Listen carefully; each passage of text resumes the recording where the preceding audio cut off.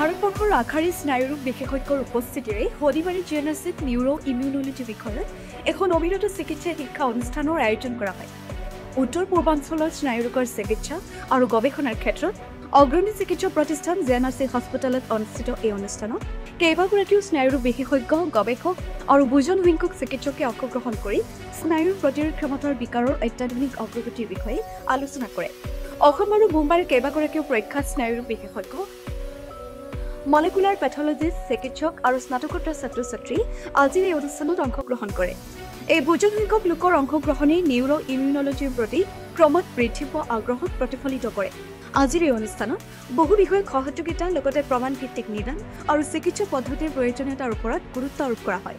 এই কাৰ্যসূচীত ৰোগ প্ৰতিৰোধ ক্ষমতা আৰু স্নায়ুতন্ত্ৰৰ মাজৰ জটিল আন্তঃক্ৰিয়াৰ বিষয়ে গভীৰভাৱে আলোচনা কৰা হয়।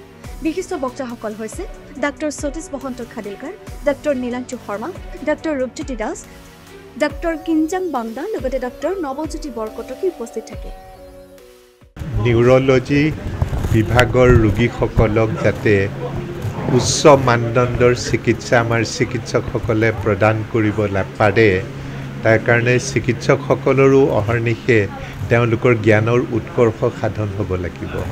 তাৰ কাৰণে আমি সময়ে সময়ে এনেধৰণৰ কণ্টিনিউইং মেডিকেল এডুকেশ্যন প্ৰগ্ৰেমবিলাক বিশেষকৈ চিকিৎসকসকলৰ কাৰণে আহ্বান কৰোঁ। আজিৰ এই CME-খনত অসমৰ বাহিৰেও বম্বেৰ পৰাও কেইবাজনো নিউৰলজিষ্টে অংশগ্ৰহণ কৰিব আৰু আজিৰ এই CME-খনত নিউৰলজি বিভাগৰ বিশেষ কিছুমান বেমাৰ যেনে মাল্টিপল স্ক্লেৰ'চিছ, গুলেনবেৰী চিণ্ড্ৰম,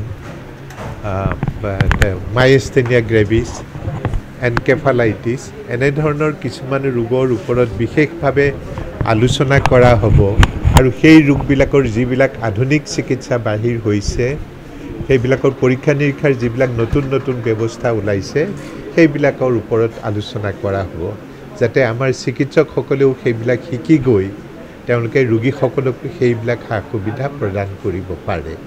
তাৰেই উদ্দেশ্যৰে এই CME-খন আজি আহ্বান কৰা হৈছে।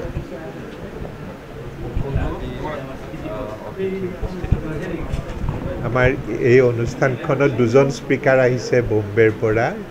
তাৰে এজন হ'ল বম্বেৰ খুব ছিনিয়ৰ প্ৰফেচৰ, তেখেত প্ৰফেচৰ খাডিলকাৰ, আৰু এজন ডক্টৰ শৰ্মা, তেওঁ বম্বেত থাকে। বম্বেৰ পৰাই তেওঁ এই অনুষ্ঠানত ভাগ লৈছে আৰু আমাৰ GNRCৰ পৰাও কেইবাজনো নিউৰলজিষ্টে এই আলোচনাত অংশগ্ৰহণ কৰিছে। লগতে গুৱাহাটীৰ আৰু ইয়াৰ আশে পাশে যিসকল নিউৰলজিষ্ট আছে তেওঁলোকেও এই CME-খনত অংশগ্ৰহণ কৰিবলৈ আহিছে।